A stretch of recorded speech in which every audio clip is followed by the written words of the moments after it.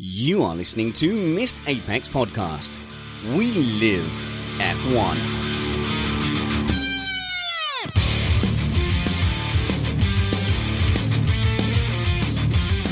Welcome to Missed Apex Podcast, brought to you by Solent Tuition Network, finding maths tutors for you. Today's episode is called Grazie Ragazzi, Forza Ferrari.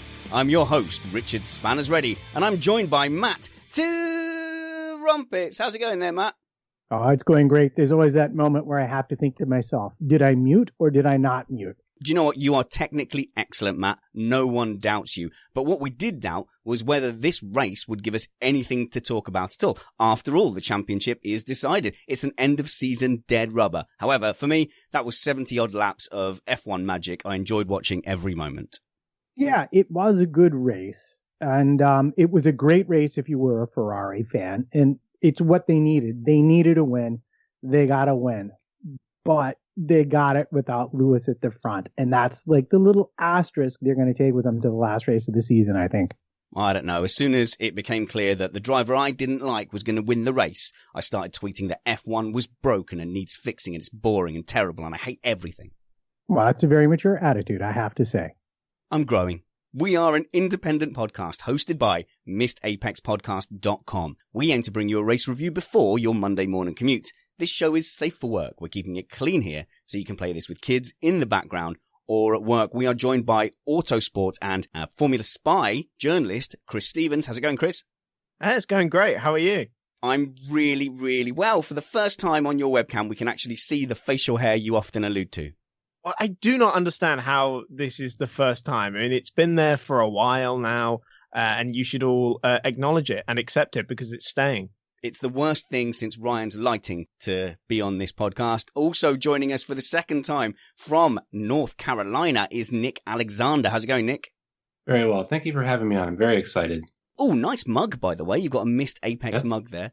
Someone in the Facebook group was asking if we had some Missed Apex podcast merchandise. We are getting, I think, to a kind of size now where it was worth it. We tried it early on and there was very little uptake. I think it's just you, me, Nick, and a couple of the Slackroom patrons. We'll give it another go. Hello to everyone in the chat room. If you want to join people on the live stream, go to YouTube and find Missed Apex Podcast.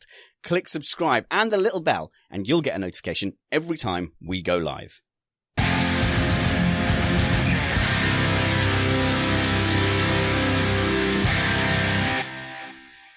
Well, I'm glad, Chris, that we're not doing this in real life, so we can look at the track quite safely. We don't have to run the gauntlet of Sao Paulo.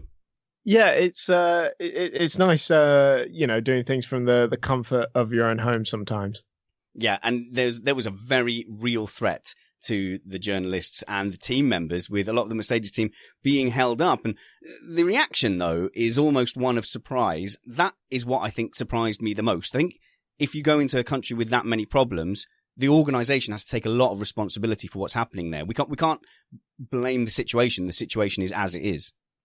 Absolutely. I think, Formula One is a target, and therefore Formula One has really got to do something about it. There was a reaction to it, but I definitely think more steps can be taken. I think the circuit needs to hold some responsibility as well. After all, it is responsible for the safety of its occupants, although they will say that once they're out of the track, it's not really their problem anymore. But I don't really know how much I can specify on this issue because I'm not there. I'm sat at my own home, but I can definitely relate to it. I've definitely had experiences doing Formula E races where I've not felt entirely safe. But is there a spirit in the paddock or in this sort of roving gang of journalists? Is there kind of like the show must go on kind of attitude? Is it like a wartime attitude, or do people kind of just go, look, it's not worth it, it's just a race? I think there's a bit of a split. I think some people accept it as a part of life. Other people want something done about it. And I think, both arguments are pretty fair, to be honest. Matt, something we've wanted done, a thing we've wanted stuff done about for a long time is track limits. And we're not going to dwell on track limits, just to say that haven't they just got it right here? What we've been talking about all season is having a little strip of non-traction area, like fake grass or grass, followed by then reams of tarmac for them to recover. If they can do it here, why can't they do it everywhere? That would be one of the questions that I would dearly love to ask anyone in charge of these sorts of things. I don't know. I don't know why they can't do it. It's obvious it works very well, and they should consider carrying it over as Liberty consolidates its control of the whole sport. Chris, surely, come on, you and me argue about this all the time. Don't tell me I've got it right for once. No, I genuinely think you do. There's no reason why every track in the world can't implicate what they've done here to suit the cars that race on it. I think Brazil gets it absolutely right. When did we talk about track limits? Not once. Why? Because they do it right, and it's time for the other circuits to take note. Think about Hamilton hitting the barrier in qualifying and having to start from pit lane and becoming driver of the day the next day and storming through the field. I mean, had there just been miles and miles of runoff, we would have been completely robbed of that. But there is enough tarmac, at least, to allow the cars to get some traction, because the best way to make a car controllable is to have tarmac. If the best way to make a car controllable was to have gravel or grass, you'd have it on the racing line. So, yeah, I mean, I'm a big fan of having concrete to help the cars stop, but making it so that you are penalised the second you get off the track, it seems like a no-brainer. Matt, though, McLaren have vetoed the decision to keep the shark fin for next year. Well, to make it bigger. The agreement was they were going to make it bigger and get rid of the T-wing. And so the teams, and I think we talked about it with Summers, either in one of the Trumpets time or one of the Tech times earlier. And so the teams have been hard at work optimizing that in their design as the engine covers are almost due in their development cycle for 2018. And it was to be formally endorsed at the strategy group meeting on Tuesday. And then McLaren rocked up and said, we've had second thoughts because, first of all, we don't like that it covers up the rear wing from certain angles. And second of all, we kind of think our car might go better with a smaller one. So tough luck. So basically, they've found some little area where they can get an aerodynamic advantage, and they've gone, hang on a minute, we've got a veto. And in this current method of power, they are part of the strategy group, and presumably they can just make decisions based on what suits them. For the rules changes, and the shark fin would have fallen into that because they changed the size of it. Past a certain point, you have to have unanimous agreement from the teams for anything to change. And without it, it's not going to change. But this is exactly why the teams should not be having this amount of control in the regulations. Because here we have, 9 out of 10 teams are happy. But you've got one that just happens to be particularly powerful that doesn't want it, which is wrong. And also, in my personal opinion, I would like to see the shark fins staying. So maybe I'm slightly biased in that as well. But I do feel the teams have got too much control in this situation. Well, you've really got, I think, two issues. And one of them is the teams will have already been spending money developing based on this idea of the larger shark fin. And I think, as Force India was quick to point out, that space has already been sold to sponsors, and it's going to be an issue for them if it's not there. So it's a double whammy for some of the teams. See, McLaren don't care about that because they barely have any sponsors on the car. Oh, God. There you go. I set them up. You knock them down. I actually like the shark fin. Aesthetically, I've got no issue with it. It's not ugly. And if you could utilize that space, we'd prefer to have just a picture of the driver's face on the outside so we can easily identify who it is. Or I actually have to just get around to memorizing all the driver numbers so that I can see it from a distance. Matt, Renault, bit of fisticuffs. It got emotional. It was proper scenes at Sao Paulo in the paddock. It was like the press conference for an MMA fight or something between Franz Tost and Cyril Abiteboul.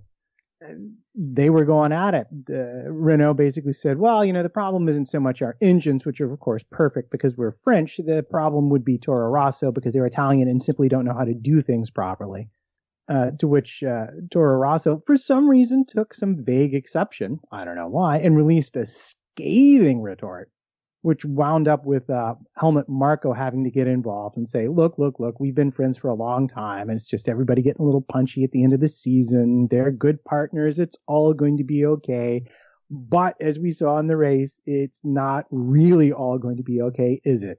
The reason that Cyril got so upset about what Toro Rosso said was that France implied that Renault were doing things that were sort of slightly sleight of hand because they're battling Toro Rosso in the Constructors' Championship. So are you suggesting that the embedded technicians from Renault might be altering the engines and how they perform during the race to advantage Renault in the World Constructors' Championship, which they now trail Toro Rosso by simply 4 points? Is that what you're saying? Could that be something that happened? Have we heard anything like this anytime in the recent past? I don't know. They have the means and the incentive, but that doesn't mean that they're doing it. I mean, what kind of team would change the engine mode to get their competitors beaten to the podium, Matt? Of course, we're referring to the story we broke with Matthew Carter last week, where Matthew Carter came on here and he told us a spectacular story of Mercedes realizing that Vettel was on for a podium and that Grosjean could catch them, and releasing an extra engine mode for Romain Grosjean to dial in to his steering wheel, which gave him enough of a boost to put Vettel under pressure, forced them into probably a risky one-stop strategy, and he ended up blowing a tyre. Now, we dropped that story here with Matthew Carter. Our jaws dropped to the floor, and then it sort of took off a little bit, didn't it, Matt? I think just about every corner of F1 media either picked up on it or mentioned something about the story from our little shed. Yeah, they would have almost been mentioning our name, kind of, except for apparently that's not done at the highest levels. You simply take what you like and do as you wish. Now, Chris is the most media savvy among us. Now, Chris, I was saying to you, obviously our story got picked up by, say, F1 Fanatic, the Spanish equivalents, Polish sites, where they pretty much just transcribed what was said. And they did put a link. They've done all credits. There's no issue there. But it was quite surprising to me that, you know, these sites can just write down all the content, leaving no reason to click through. And it kind of runs away from you. You go, oh, hang on a minute. That was our little thing. Yeah, I mean, I've had it happen to me in the past. And the trouble with, you know, the online world that we all live in these days is that once it's out there, it's out there for just anyone to kind of nab and you know, not even leave the credit, but also just kind of claim it as their own. Although I feel like that, you know, in comparison to, say, photographers, we get off pretty lightly, I'd say. And I'm not raising any issue with them. I mean, there was a Polish site and a Spanish site where we had to write to them and say, hey, give us a link, give us credit. The UK sites generally said, no, this was, you know, a conversation with Missed Apex podcast, which was fantastic for us. It was lovely. And Sky Sports, Matt, they nearly mentioned us live on air, nearly. Yeah, they nearly almost kind of, but we're never going to mention this on air. But so it was quite funny. But I think they did miss the point. And Crofty, if I may call him Crofty, if I may be so familiar, did say that he had listened to the content. So I feel like they did kind of miss the point a little bit, where they were saying that, you know, hey, it's not really a story. We know that the engine modes are different for customer teams. But that kind of misses the point. The implication of Matthew Carter's interview is that Mercedes, the team from Brackley, saw an opportunity for Grosjean to pass a vulnerable Vettel, and they went for it hard to take points off Ferrari. It wasn't for Lotus's benefit, it was for their own, Matt. Yeah, it was. And in fact, we heard an echo of this in talking in I believe it was Ted's notebook, talking about Andy Cowell, about Mercedes going to Andy Cowell and saying, can we give Lewis anything extra at the end of the race to get by Raikkonen? And that would again be these embedded technicians that are in control of what modes can be unlocked on the engines. Yeah, and certainly Ted had his say and Paul di Resta had his say, and I would love the opportunity to talk to those guys because they all contradicted each other, even though it seemed like they were agreeing, and I doubt they're going to listen again, and I doubt I'll get the chance to be in a room with them. But Paul di Resta came right out and said it was wrong, and that Mercedes have always been very good at sharing all their engine modes with their customers. He said absolutely that the customer teams get the same engine modes as the Mercedes Works team. Now, to me, Matt, that seems just objectively wrong. Well, it's very disingenuous, but let's remind ourselves who Paul di Resta works for. Do you know who made that? Yeah, my wife made that point to me. I was like, I've been schooled by my wife.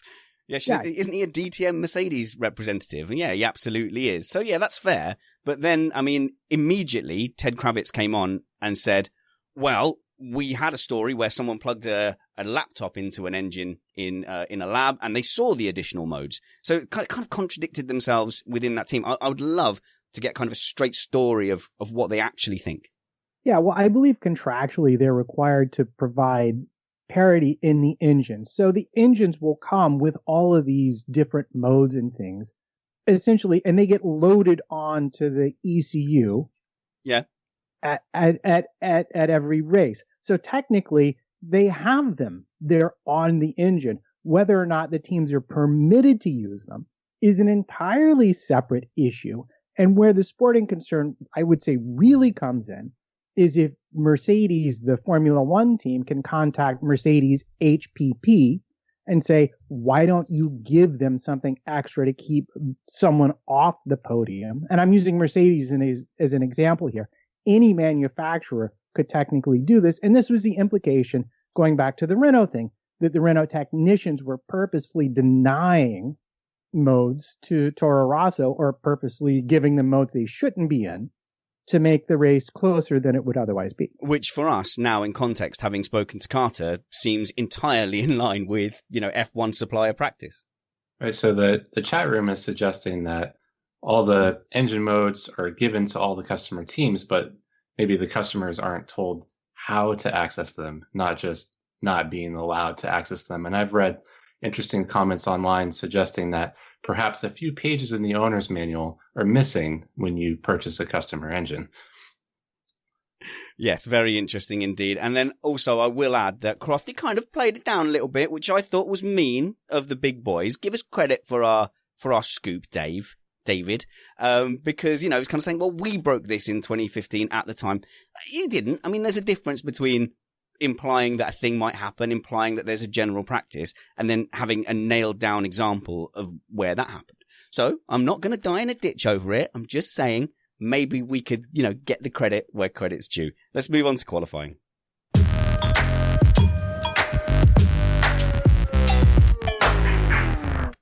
Bit of a ham-fisted crash in Q1, Matt. What happened there? He doesn't tend to do that.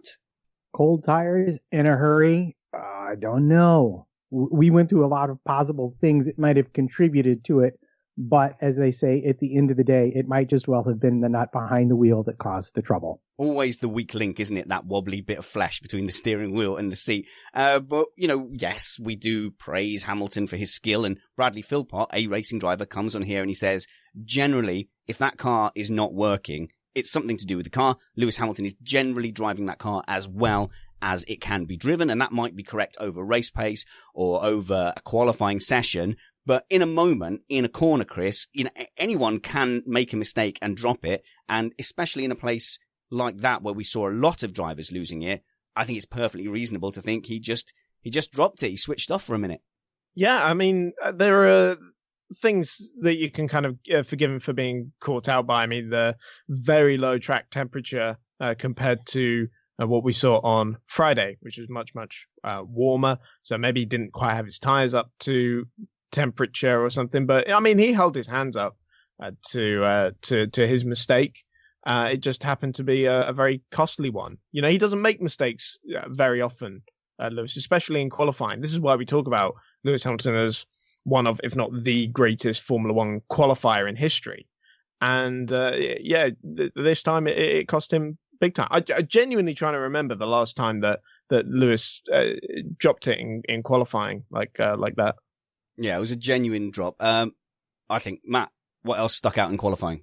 Well, I mean, if you're talking about the front of the race, it had to be Bottas coming through with pole position was pretty big. And especially because Vettel really did look to have it locked up. And he himself sort of admitted he just, quote, chickened out on the brakes into turn one. But that's also interesting because it shows you the nature of how much Brazil is a momentum track with the altitude change. If you start off the lap slow, it's almost impossible to catch up. So let's go to Nick Alexander here. Now, Nick, you're actually a bit of a Ferrari and a Sebastian Vettel fan, aren't you? I am, yes. Sebastian Vettel fan. So for your boy to not improve in Q3 and blow a golden opportunity really to get on pole with, the champion out, that must have been fairly gut-wrenching. Tell me, how terrible did that feel? Did you cry? No, it didn't feel particularly terrible. In fact, starting in second in Brazil doesn't really seem to be a bad place to start in second place. I mean, as evidenced by the fact that he got by in turn one, but turn one would always have many opportunities to overtake throughout the race. Great circuit to do that at. Wonderful circuit overall. Wow. See, kids, you can resolve cognitive bias very easily after a poor qualifying session. But Chris, for the people who've been criticizing Bottas... It's Bottas. It is pronounced Bottas, isn't it? It's good to have an American confirm that, Matt. But Chris, for Bottas... I reject your reality and substitute my own. That's a quote, by the way. For Bottas, Chris, to get into Q3, into the second run, and improve where others around him didn't is a genuine victory for the lad, which he desperately needed. Yeah, it was definitely a very strong lap, and the Mercedes package was working very well. And certainly, you know, the margins we're talking about on such a short track, they're very fine. And so you really have to kind of make every corner count. I definitely said that was good. Definitely a good pole position for Valtteri. Should be very proud of that. And frankly, I'm not going to say disappointed, but I maybe expected a little bit more from him in the race. Oh yeah, we'll definitely get to that. But you know, let's give him the victory that he did get. He got the job done when the people around him didn't. You can't just say he had the fastest car, because going into that second run, he didn't have the fastest time. No one else improved and he did, so well done him. Even if he was only rising above his own mediocrity in run one, which could have been the case, I'm not sure. Matt Alonso P6, when they don't have maxing and clipping out at the end of long straights, they can get it done.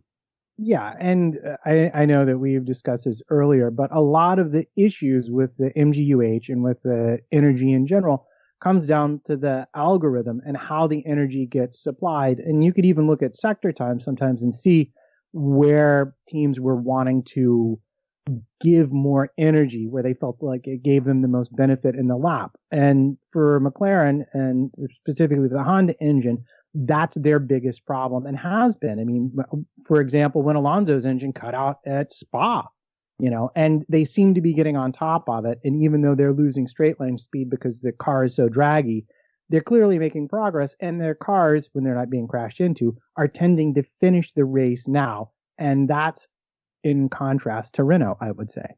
There's a comment from Stoffel saying that now really their problem is deployment in the race rather than in qualifying. So it seems like they can get everything sorted out for a one lap shootout. It's when they need to consistently rely on it that they tend to start running into problems. Okay, which brings us very close to the race, and Lewis Hamilton and team decided to start from the pit lane with all new things. They had a brand new shiny engine, and they really did set out to show people what the paddock has in store when they try and chase down Mercedes in 2018.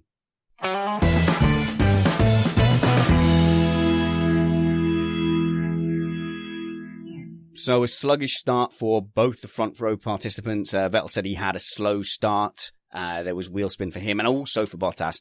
Ultimately, Vettel got ahead into turn one. But Matt, before we go into where the race was won and lost, I think we have a fantastic little melee of whose fault this is to discuss, do we not? Yes, indeed we do. All right, where should we start then? So, turn two, I guess, at the bottom of the hill, we had a coming together between Ricciardo and Stoffel, Van Dorn and Magnussen. Let's see where people put the blame. Chris, where do you put the blame for all of that? Don't say turn one, it's a racing incident. We don't have racing incidents here. We just don't. No, I mean, I agree so far with the idea that we haven't seen a penalty so far, but it was, you know, if anyone is to blame for the incident, if anyone were to get a penalty for said incident, it would be Kevin Magnussen, because the other two were very much the victims of his maneuver into turn two. He just clipped Van Dorn on the exit, and he then ricocheted into Ricciardo. Van Dorn was the one being pincered there in the middle. So if anybody, Magnussen. Yeah, because go on. Well, I've actually checked the Ferrari Twitter, and it was Max's fault. Confirmed, absolutely confirmed. But Nick, we see it quite a lot where a guy is moving out to the natural exit point of the corner, and he ends up just running a guy out of room. Now, Van Dorn, to me, looked like he was just doing everything he could to stay on the track and gave Magnussen all the room he could possibly could possibly have given him without leaving the track. Right, that's probably true. Good, thanks for that. But Chris, I will say this about Ricciardo though, because he did take a risk at turn 2. If you're putting yourself on the outside, especially as wide as he did, he put himself in a danger zone. So that's not to say that his fault at all. But he took a risk, and it most definitely did not pay off on this occasion. Yeah, and it's unfortunate then for Verstappen that he took the amount of damage that actually stopped him and made him grind to a halt. Because whenever you have these kind of accidents, Matt, they look innocuous sometimes, and they take a shunt and they spin, yet that car's going and that one isn't, and we never quite figure out why. No, and did you say Verstappen or Van Dorn? Oh, I think the joke was that Ferrari liked to blame Max for anything. Yes, well, and why not? He's young and therefore a convenient target, especially behind the wheel of a car. I can as an old dude, I can get along with this general line of reasoning. So old. Yeah, very, very fossilicious I am.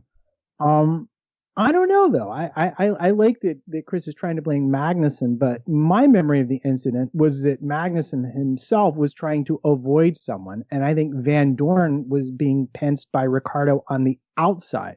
So if I'm going to blame anybody, I'm going to blame Ricciardo. Oh, Sparkles doesn't like that. Okay, well, when Ricciardo pretty much was, 3 wheels off the track at that point, there's not really a lot more he can do. And, he notices that, you get this concertina effect pretty much at turn 2. It is, very tempting to just sail around the outside of them. I'm really struggling to see how you could blame Ricciardo for that. Well, I don't know. He was being ambitious, though, Mark. I've got sympathy for your point of view, which is that, it's lap 1, and we've all played the Formula 1 games where you figure, I'll just brake really, really late, and if I hit somebody, I can just pause it and click X to make it go back 15 seconds or whatever. I give myself the maximum amount of them.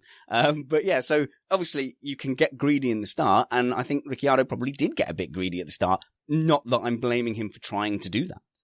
No, of course, you wouldn't dare blame Ricciardo. But really, actually, I would love to know who was next to Magnussen, because that's who I'd really like to blame. But I didn't catch the name of the driver, so I'm stuck, as it were. I don't think he was being forced into that position, if that's what you're saying, because I had a little look as well, and it was reasonably clear to his right, if my memory is serving me correctly. I think a little more clear-cut, though, is in the same turn where Lewis Hamilton went off in qualifying, we had Esteban Ocon on the outside of Romain Grosjean. Chris, that's pretty clear cut, isn't it? Grosjean, he just messed that up and he careered into Ocon. What a bugger. No. I am dying to hear how you are going to put blame on Esteban Ocon for being simply driven into. I'm not going to blame Esteban Ocon. What I'm going to do is exonerate Romain Grosjean, who had a puncture from the turn 1 calamity, which is why he spun his car into Esteban Ocon. Wait a minute. Nick, talk some sense into this young man. He does baffle me at times. I'm going to demand more evidence. So I did see that Esteban Ocon tweeted that his single-seater non-retirement streak going back to 2014 had been ruined. And then because Grosjean drove into him, and then Grosjean tweeted, "I'm very sorry I had a puncture." But are you just believing Grosjean and his word there, or did you actually see the puncture? Because I did not. There was a comment on the radio as well that he had been punted at turn 1 as well, which is pretty clear. And actually, can I just mention on that finishing streak, that single-seater career streak, that goes back to August 2014 with his Formula 3 days with Prema, which was race 3 at Nürburgring. That's how far back it goes for the last time he retired from a single-seater race. Back in the day when you would have had to go to bed before the time that this live stream goes out. It's only 4 years ago. I'm not that young. You're like 10 or something. Daniel Drury in the chat room with the Tropic Thunder reference. You never go full Grosjean. You never go full Grosjean. And he wasn't full Grosjean this weekend. There's normally a lot more whinging. But still, if you're on the inside and you lose control of your car for whatever reason, even if it's because there's a mechanical fault on your car that you've been driving around with for 7 corners, that is still your responsibility. Ocon's done nothing there. Talking to you, Sparkles. Oh, Matt had his hand up, so I assumed you were talking to him. Well, we can let the old man have his say. Go on. What Ocon love do you want to pour onto this podcast now? Yeah, well, since we never got around to it, of the two of them, Grosjean has to be at fault here, mostly because it was his total loss of control that led to the accident that ruined one of the most impressive records we've ever seen in single-seaters. Not that I favor Ocon at all for any reason whatsoever, even a bit. Tell you what, Matt. Why don't you tell us where the race was won or lost then, while you lick your wounds at your precious Ocon having crashed out of the race? There's no, bumper music. You just have to start saying it. Where was the race won or lost? Oh, yeah. Well, that would be pretty much turn 1, wouldn't it? Well, we've done this a lot, Matt. You seem very surprised. No, I'm not surprised. I keep on waiting for the bumper that's not there. That's all. Well, let's do one. Now it's time for Matt Trumpets to tell us where the race was won and lost. Let's hear it. Lay some sweet analysis on us there, Trumpets. Let's hear it. Happy now? Oh, yeah. I always love listening to myself play trumpet. No, turn 1. Very simple. Turn 1, and specifically the start. They both had wheel spin. Vettel had less. Done, because the second position on the grid set you up for the inside of turn 1, and by time Valtteri recovered, it was too late. Vettel was ahead, and he stayed ahead. And as far as the race was concerned, the only chance he would have had to have gotten by him would have been the undercut. And that happened around lap 28 that Mercedes pulled that particular trigger. And it was very exciting at that point because it looked for all the world like it might succeed. And everybody dove for the pits. Vettel responded a lap later, and out he came. Barely a half second ahead of Bottas, who had a whole lap to warm up his tires. Yes, I said it correctly. Thank you. Who had a whole lap to warm up his tires. And you're thinking, Vettel is a sitting duck. The Mercedes is just going to eat him alive in the third sector, and he's going to pass him into turn 1. And once he's ahead, it's going to be very difficult for Vettel to get past. But this thing did not happen. So there's a couple points there for Chris. I mean, you addressed them in the order you wish to, but the first is that Bottas had the pace to hang on to him. So he had the pace to attack on a track where people were passing equally powered cars. And you feel that Mercedes had the pace overall. Secondly, Ferrari in a one-stop race surely would have been anticipating the the undercut at some point. So to give that advantage to Mercedes, to Bottas, seemed like a big miss. Yeah, I think Ferrari dropped the ball a little bit on that one by letting Mercedes play their hand for them. But I don't think Bottas in the race necessarily had the pace to keep up with Seb, because if you needed any more evidence that Seb was pretty much cruising up the front, it was that lap when he came out of the pits. As Matt said, he was right on his tail, and we were fully expecting Bottas to breeze by him. But by the time they even got up to Zhongshao, effectively the final corner, he was out of DRS range. Was that you attempting to pronounce that corner's name correctly? Slightly. Okay, very well then. I will forgive you. My answer to that would be, I would say at that moment in the race, he did not have the pace. But what was interesting to me, and I don't know if you noticed this too, is that later in the race when Mercedes said, Valtteri, maybe you want to get on a little bit there. You're not going to run out of tires by the end of the race. Yeah, you're going to have some left. Use them. He was able to lift his pace and match Vettel, and Vettel was very much turning it up some to stay ahead of Lewis, because Lewis was about a second a lap faster, and had there been no traffic, he would have been able, at their relative pace, to have caught Vettel before the end of the race. Of course, having to pass cars made it all an imaginary exercise, although an entertaining one. So I don't know if he was just having a hard time getting the tires up to temperature or what it was exactly, but there was a chunk of that stint at the beginning where he was really just sort of hanging on, and Raikkonen even got, I think, into DRS on him at one point, if I'm not mistaken.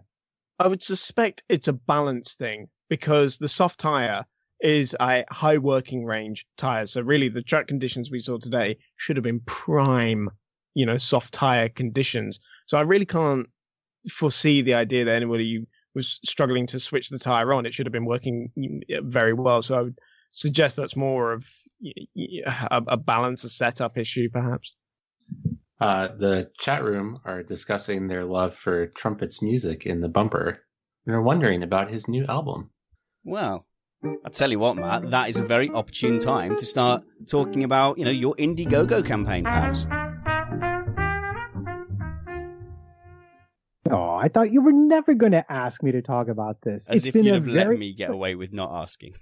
I am going to be so annoying until I either realize the whole thing is hopeless or get the album made. Okay, Sorry, well, first of all, tell me what an Indiegogo campaign is. Is it like Kickstarter where people pledge an amount of money for you to go ahead and do a project, and if it doesn't happen, everyone just gets their money back? It's almost like that, except where you don't get your money back. And I get to keep it, and I will do what I can with whatever I'm able to raise. So that would be the difference. But in essence, it's the same thing. You say, we want a thing, we will give you money to make the thing, and then I go and make the thing. So where we are is we've had some good donations. People have stepped up to the plate, and I would like to thank them personally for that. But we do need more money to make a proper album. Now, if it keeps on going at the current rate, we'll be able to do an album with the trio and probably get a singer in there. But what I'd like to be able to do is hire some of my friends who are also stupendous musicians and get them on the album too. So that's what the push is for. So what I would ask, if you can give money, please give money. If you want the thing, please, by all means, buy the thing. But even if you don't, just share it with your friends, share it on your social networks, email your friends who like music. Just keep the ball rolling because it's starting to pick up a little momentum and I'm very excited about it. Quickly, tell me where to go. I'm an interested listener. Tell me the one place on the internet to go right now. Right. That means I have to scroll down to here and say you can go to https://igg.me/@/nightscapes/X and do it right now, or just Google Matt Ragsdale and the City Line Trio. Should be able to find it pretty easily that way as well. Felix Bolin in the chat room. I'm hesitant to call myself Trumpfosi. Oh yeah, no, that could have a much worse meaning at all. No, let's call him Ragsdale for that kind of stuff. Okay, let's get back onto a bit of Formula One. Chris, let's talk about Lewis Hamilton trying to get up the field because he was a little audacious on the radio. I thought he was going to be asking for the next 1 or 2 cars. Where's the podium positions? No, he's going, where's Vettel? I'm hunting down Vettel. I thought that was a little necky, but I don't think it was impossible today. What did he finish? 5 seconds off the leader? Something like that. Something very close to a lot closer than what you would have expected. I think a podium was very much a realistic expectation for him, especially considering the pace advantage that the leaders have over the vast majority of the field. Certainly he made his way into that top 5 with relative ease, a lot quicker than I was expecting. Yeah, I mean, we've seen that Mercedes struggle to follow a lot, and it's a tight, twisty track, and he had this kind of method where he was storing up all his energy through the midsection, keeping up easily, and then blitzing them on the 2 straights at the beginning of the lap. Well, here's the thing. The difference from Mexico, for example, where he had a damaged car, he had also lost a lot of time just through the puncture in itself. He had a championship to think about then as well. He was playing it very differently. Also, in Mexico, it's a lot harder to overtake than it is in Brazil, which is relatively easy, actually. So, and then you take into account the brand spanking new engine that they put into the back of that Mercedes. And, that's not, that's an advantage in itself. But then when you compare how old everyone else's power unit is, as well, it's not like, relatively early in the season, they just whack a new unit in and, that's a bit of an advantage. It's a huge advantage. And then he gets all the extra power available to him as well, because he hasn't got to think about reliability. He's only got one more race to do on this engine. And so, in some ways, the crash in qualifying, it's stopped him being punished for an engine penalty. I know it sounds slightly ridiculous, but it was a big advantage. Chris has gone on about this engine topic at some length, but earlier in the chat room, Hannah Hassel summed this up quite simply. All the cars are broken by now, but Hamilton, with his new engine, his car was slightly less broken than most of the others. Yeah, and the difference was frightening.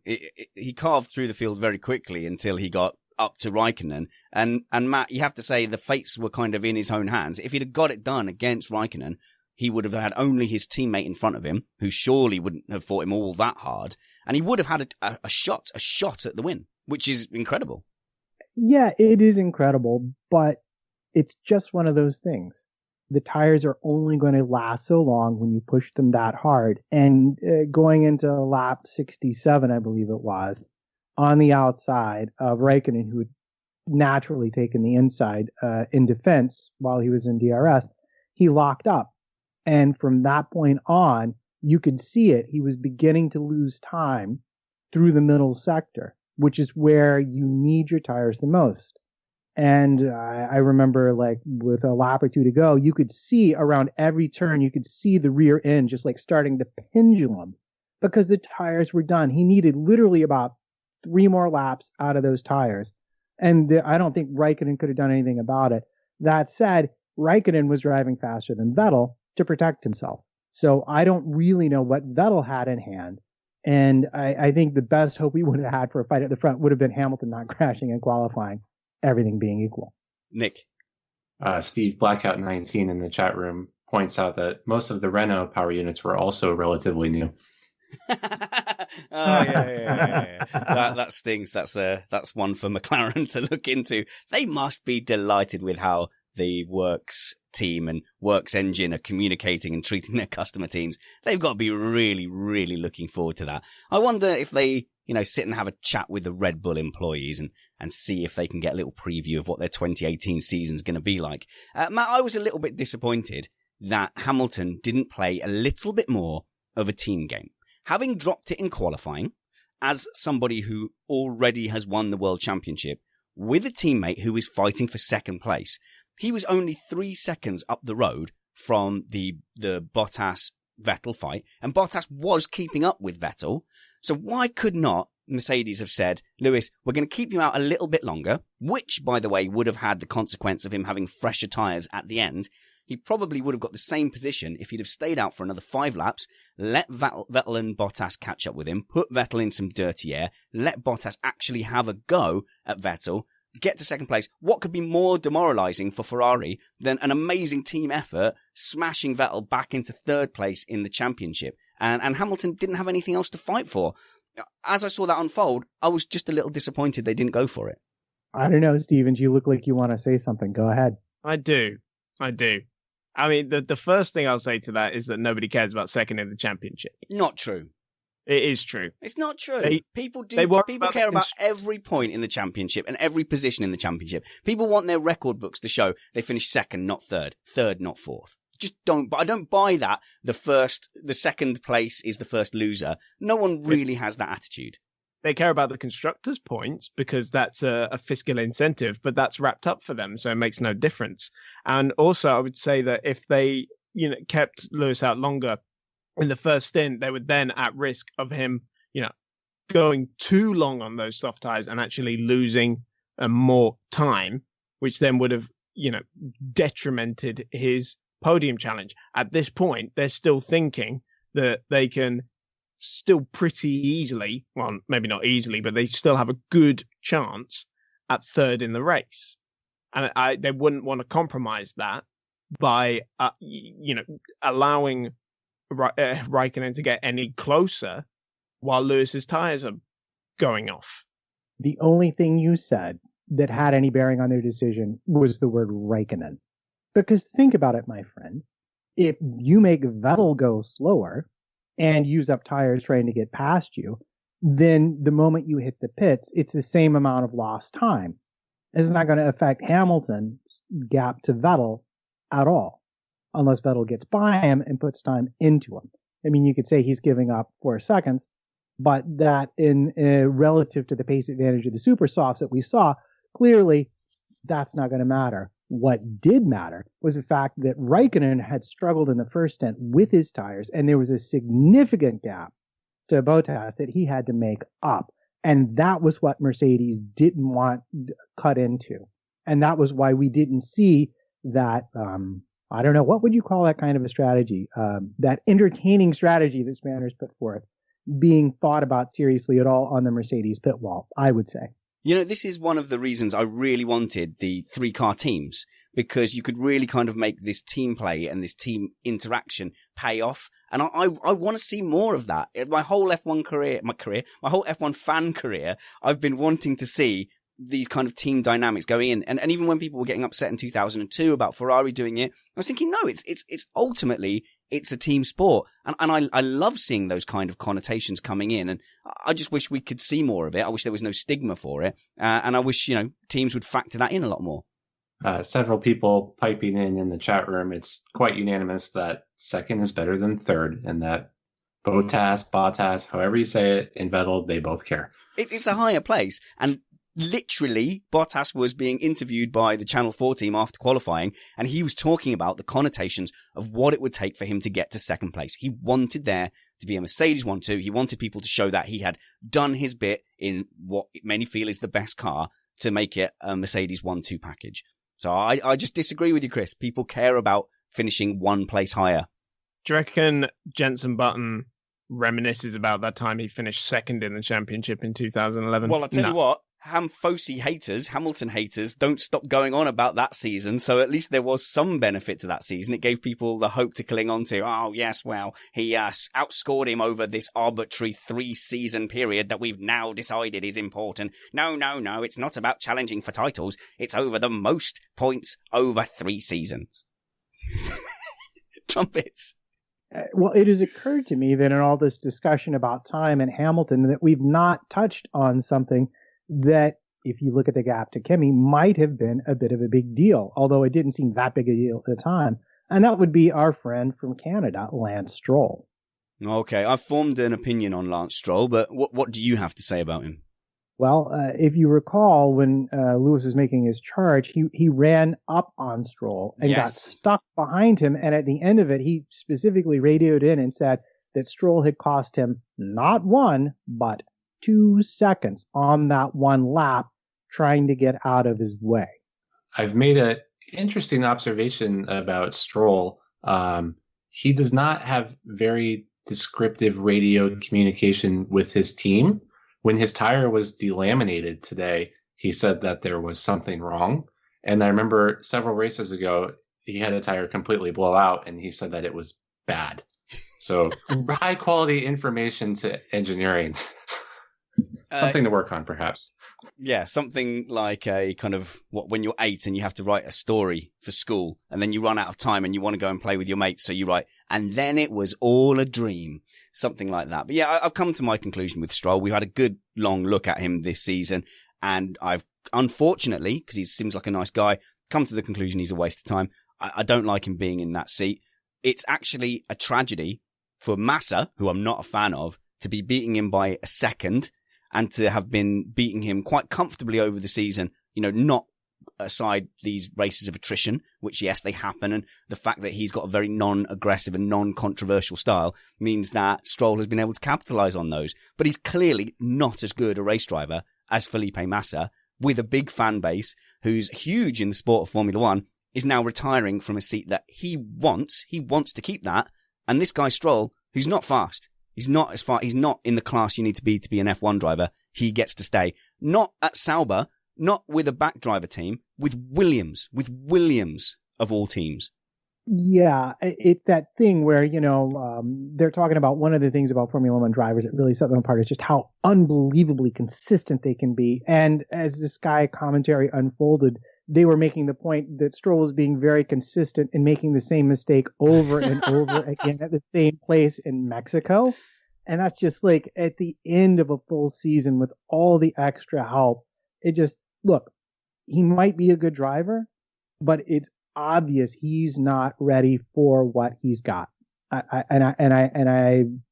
you really want to give him a chance because, like you say, he seems like a nice guy, but it just doesn't seem like he's quite there yet. He's not fully formed. Let me take 30 seconds out to talk about our friends, Solent Tuition, named after the stretch of water between England and the Isle of Wight. And when I say friends, I mean it. This is a friend of me and Matt Trumpets who offers maths tuition with his company over Skype for your kids if they want help. They specialize in GCSE, but at the moment he's working with my boy Treeface, who is 7, and we're actually introducing him to a bit of algebra and a bit of rearranging formulas, and not for any purpose, just for a bit of fun. But this is a guy who I trust with my kids' maths brain. So when I say to you that I recommend him, I mean it. I'm not just passing off any old dross.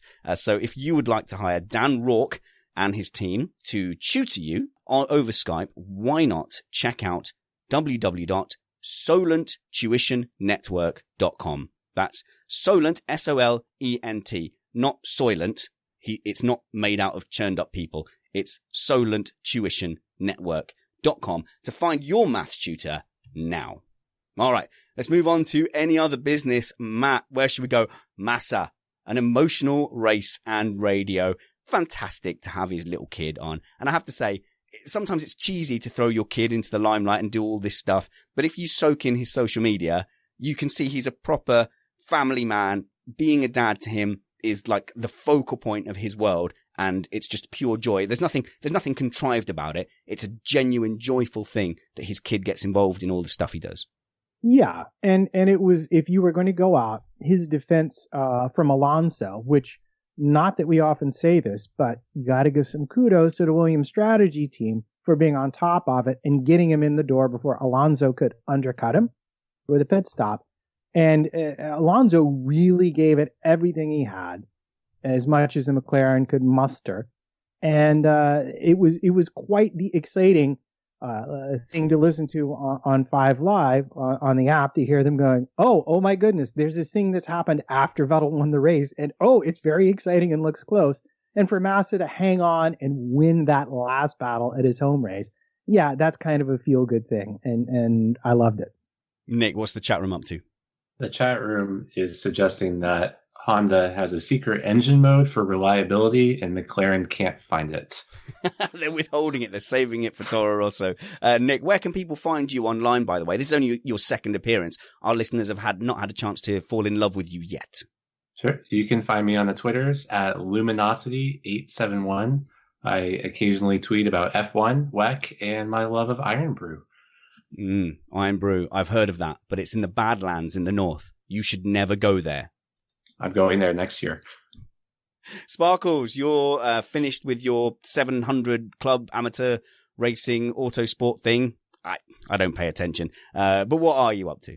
At the moment, there is an interesting development happening with autosport, which I'm sure I can do it. delve Tell us into more in maybe 3 weeks or so. No, you've told us half a story, but it involves you and something you're excited about, which, to be honest, it could be motorbikes, knowing your poor taste in things. It's not motorbikes. It is a series I'm very passionate about. Awesome. Okay, guys. Yes, I'll put this in here. Max Verstappen is a very popular guy, so I'm going to be careful with what I say about him. But Max Verstappen is a dirty little liar. He lied on the team radio, and it was an obvious lie. And the reason I know it's an obvious lie is because I have a 7-year-old, and I understand how these things work. Please, I need to come in for new tyres. I'm all over the place. I can't do anything. Nick, did you spot this obvious lie? I did. Treeface and Max Verstappen are about the same age, I believe. It's not far off. In fact, the gap to me and Max Verstappen is significantly bigger than the gap from Max Verstappen to my son. So, yes. Oh, wow. So I remember a recent race where Max Verstappen was winning and they were telling him to manage the pace. And then he put in a quick lap. Yes. And they told him that was actually the same time. And he said, I'm sorry. And it came out after the fact from Christian Horner that there's actually an incentive to Verstappen and Ricciardo, a little bonus, financial bonus for putting in the fastest lap. and that perhaps they might have to do away with that given strategy. Yeah, because he's saying basically my tires are all over the place. I need to come in, and they're saying, well, to be honest, your pace is fine. There's nothing wrong. Well, we need you to just finish where you are. But then he's like, yeah, but there is a gap. There is a gap. I could just come in and there'd be no difference. So really, why risk it? Can I maybe try and defend young Max as a fellow young person? Although for him, I'm practically ancient. In that first stint, he was trying to keep up big time with that top three. And when you're in a car that's losing half a second just on the run out of Junshao all the way down to turn one, then that has its effect on the tires. So maybe there is an element of truth in that somewhere. Steve Blackout 19 in the chat room again. Verstappen radio. I need to come in for new lap records. I mean, tires. Fantastic. And I think he did end up coming in the end. Did he get his fastest lap? He did. He did on the soft tire. Yeah. Sorry, Matt, go on. No, I was going to say it was a free pit stop for them, but all things being equal, they would rather him just stay out. And he was like, oh, but the tires are so hard to drive. It would make so much more sense if I was on these easier tires to drive. And eventually they were like, whatever. Okay, fine. Have your M&Ms before dinner. See if I care. Yeah, Mum's not listening anyway. Indeed. I just like to chat about the radio a little bit more. So I noticed that Lance Stroll isn't very descriptive. And then in the lap one incident with Grosjean and Ocon, Grosjean gets on the radio and he's like, "Oh, I've crashed. I don't know what's wrong with the car." Blah, blah. And it's like there's no useful information being transmitted to engineering whatsoever. Again, but you contrast that with Max Verstappen is able to hold an argument and speak logically. It's very interesting how the ability to communicate and multitask is very different across the field.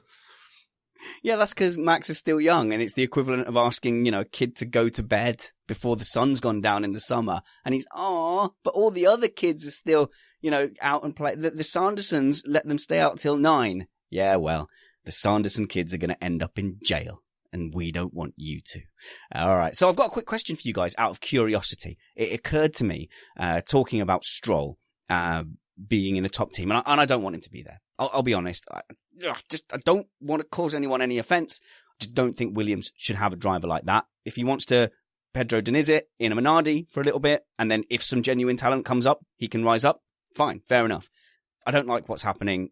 It's a bit of a mockery for our sport. So if you could get rid of 2 drivers next season who are going to be in next season who you don't want there, who would it be? For me, it's pretty clear cut. It's Stroll and it's Ericsson. Nick, who would you get rid of from the F1 grid? I think Ericsson and Wehrlein.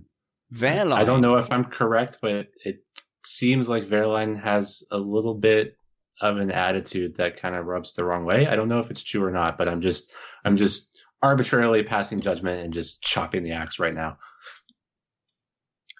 I feel guilty about this one. I would say both the Haas boys. Both.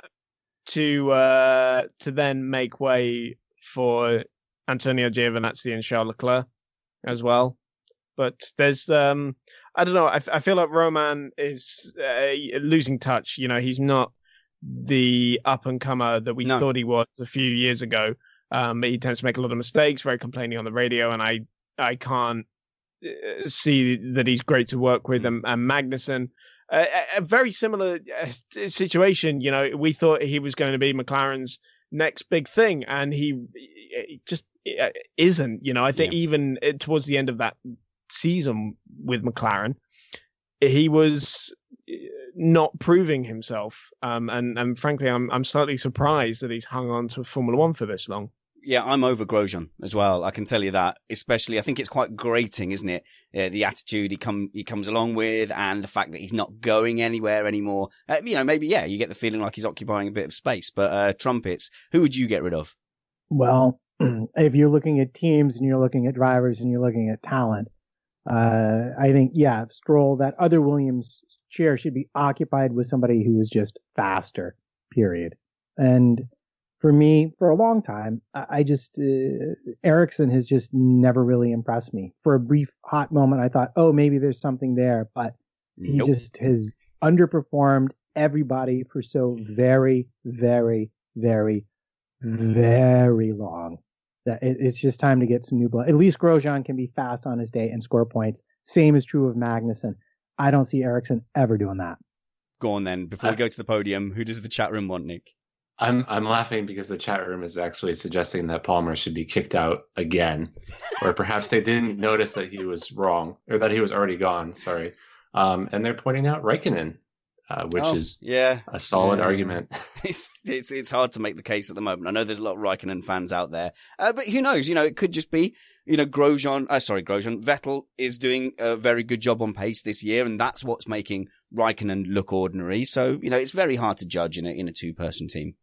I think we should bring Kvyat back and demote him again so that Verstappen can continue to win races as well. It's a sound tactic. I don't know why no one has thought about it before. Before we go to the podium, guys, I would be very honoured and I would appreciate if you would follow me on Twitter at SpannersReady. I'm like 19 people away from 1,000 followers, which by Twitter law makes you, quote, legit.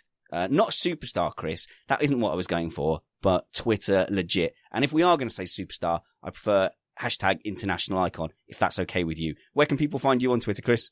You can find me at cstevens_journo on the Twitter sphere. It's only because you didn't say it when we were asking you what you're up to, I don't think. Trumpets is on at MattPT55. And follow the show at Missed Apex F1, but not yet. Wait for me to get to 1,000 first, because they are catching up with me, the podcast account, and I don't want the monster I created to overtake me. I do have an ego to massage here. So, please, support my ego. Thanks. Let's go to the podium.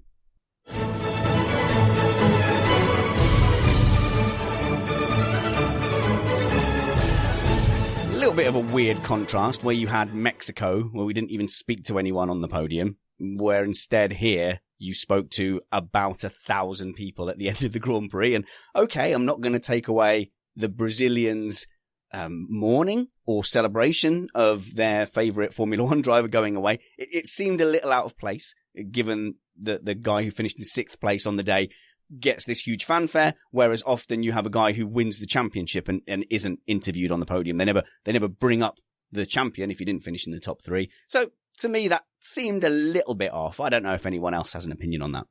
Apparently not. You could have saved me. You could have just chimed in and said, yes, I agree, or do what Matt normally does and goes, and then brings up something else he wanted to talk about. No saves in that case. All that leaves me with is to ask you for what is your thing of the weekend? Matt Trumpets, what's your thing of the weekend? Ooh, engine modes. Well, us. Are you giving Missed Apex's exclusive scoop, Sky Sports scoop on the engine mode fiasco of 2015? Are you giving us thing of the week? Well, people were talking about it an awful lot from the beginning of the weekend to the very end of the weekend. So I don't know. It seems pretty topical. Hard to say no. Yeah. Okay, thanks. Well, we, on behalf of Missed Apex Podcast, I accept your award, Trumpets. Rob Graham there in the chat room is saying Massa deserved his podium time. On the gas is saying Spanners is more Hamfosi today than normal. Didn't I criticize Lewis Hamilton for not backing up his teammate? Didn't I say he binned it in the wall in qualifying and ruined his own weekend? I'm not sure. I'm not sure how less Hamfosi I could be. To be fair, I think you were more harsh off air than on, but I will testify to your lack of Hamfosiness this weekend. I have seen it up close and personal. Well, no, to be fair, when you support a driver or a team, certainly in football, you are far more critical of the people you are supporting and cheering on than the people you're not. And you feel a lot more let down when your team or person doesn't perform how you want them to. So anyway, rant over. Is it? Yeah, it is, yeah. Check yourself, Spanners, before you wreck yourself. Sparkles, who is your thing of the weekend? I'm genuinely struggling for this one because I feel like there are a lot of underperformers this weekend. But one person who did most definitely perform very well was Felipe Massa. So he's going to be my thing of the week. He did perform, and he held off Alonso. There was probably a little bit of a mismatch just because of the way the power worked out, so that Alonso was faster in the areas where it was harder to overtake. And then that Williams gave him a bit of an advantage up the hill, Chris. I don't want to kind of take that away from him, but that is a mitigating factor. No, you're absolutely right. All Felipe has to do is just keep his foot to the floor, on the straight, and Alonso can only match his speed even with the DRS and the slipstream and everything the Honda has to give. So, but then again, having Fernando Alonso in your mirrors for 71 laps, not something I want to be doing on a casual Sunday.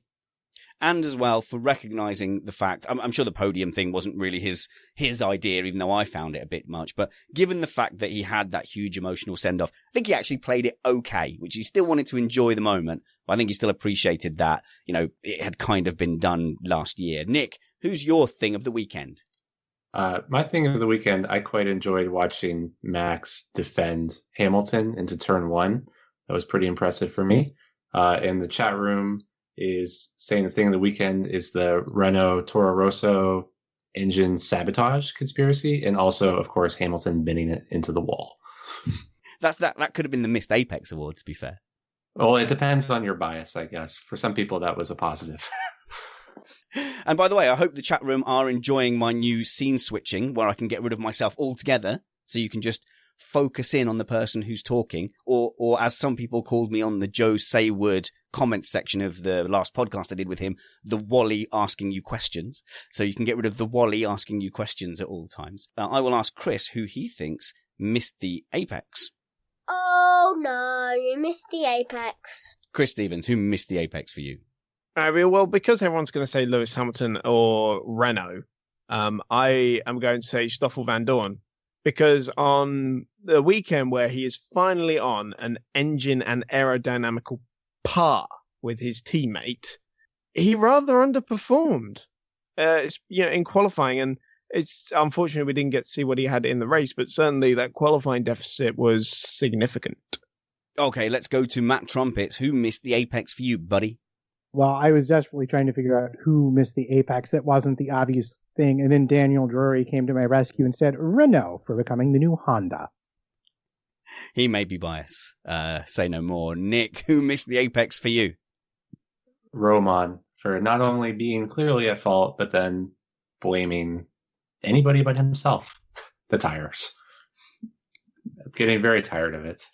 Oh, so no one's actually given it to Hamilton yet, because that was listed genuinely. I'm not just responding to the chat room criticism of my hamfosiness. Hamilton was down as my Missed Apex Award. He had by far the best car driver combination this weekend, and he dropped it in qualifying and threw it away on a weekend where their stated goals were to drive the screws into Ferrari and show them that they are not going to have a way back in. They're not going to get their foot in the door and get a run of dominance before 2018, as he did with Rosberg in 2014, I think it was, or 15.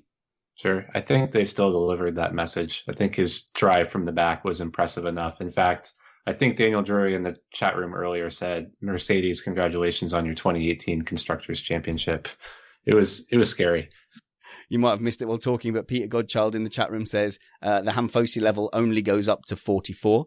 Presumably, we have an award map for... Daddy, I want a pony, and I want it now. A couple of pony awards. Who gets yours? Oh, this is so hard, because there wasn't the usual amount of poniness, but I think, and I know I'm going to catch grief for it, but I think Max Verstappen's plaint about his tires might have to win the award for me this week. Excellent. Any other ponies, Chris? Well, I've got two things. First of all, I'm surprised you didn't say the moment where Roman Grosjean turned pubescent. What for? That message. It's so unfair. You are not my parents. I would like to address this 2018 Constructors' Championship notion that Mercedes is just going to run away with it, because, as we mentioned, the performance of Lewis's engine today was significantly higher than everyone else's, and I think people have looked at today's result and seen what Lewis did and just taken that at face value and think that Mercedes have got absolutely everything to gain in 2018, and I don't think that's true at all. Nick? I haven't actually got any ponies in the chat room. Oh, I thought you were waving at me. On reflection now, I can see that you were doing an X symbol to say you had nothing to say. All right, you and me. Nothing of value whatsoever. Well, we'll just work on our communication. It's fine. You've been reasonably valuable. Trumpets. Does that mean I can just say something in this space now? And I know we might have mentioned it, but could we give like a negative pony to the Haas radio communications team for just not bothering to tell Grosjean about his penalty until the last second, so they just didn't have to hear it the whole race? I love the thought of the little meeting there. It was like, you tell him. Nah, man, you tell him. If possible, I'd like to give a negative pony to Brendan Hartley as well. I mean, he has just had no luck reliability-wise whatsoever, and it's been nothing but so happy to be here, such a great opportunity. That's all he says. Well, his radio didn't actually work, so that's very much a negative pony award. Well, I tell you what, though, when his radio went out, there was no sense of relief because we kind of like hearing from him. He gives us useful information in a fairly calm way. Like when Hamilton's radio went on the fritz a few races back, everyone kind of went, whew, okay, good. We'll have a nice little break from all that, the stress at times from Hamilton's radio. All right, boys, I think that's about it. Usually, though, the chat room moderator, which we've put you in charge of, Nick, we've made you the chat room moderator. Why don't you tell us who you've given Comment of the Week to? Comment of the Week. Comment of the Week goes to Steve Blackout 19 with Verstappen Radio. I need to come in for new lap records. I mean tires. Do you know what? We haven't given him that for a long time. We had, in fact, banned him slightly. And what I'm trying to do is get him to run the Missed Apex Twitter account so that he is permanently banned from winning the chat room comments. But any other runners up in there for you, Matt? Oh, my goodness. Daniel Drury, I have to say, put in an impressive performance today. And let me find the one in particular. Although Don Byrne saying trumpets number equals mega, it stays. Definitely gets, it has to be, you never go full Grosjean. You never go. There you go. Daniel Drury would be my vote. Absolutely. But we are going to stick with Nick's. So, Steve, Blackout 19, you are the winner, I think, for the 7th time of Comment of the Week. Guys, let me assure you that our conversations with Matthew Carter are not done. The man has a lot to say, and he wants to say it with us on Missed Apex podcast. We will, of course, be catching up with Joe Sayward before the last round of Formula One. So again, we're going to have a very action-packed month here on Missed Apex podcast. Until next time, remember that wounds heal, chicks dig scars, and glory lasts forever. This was Missed Apex.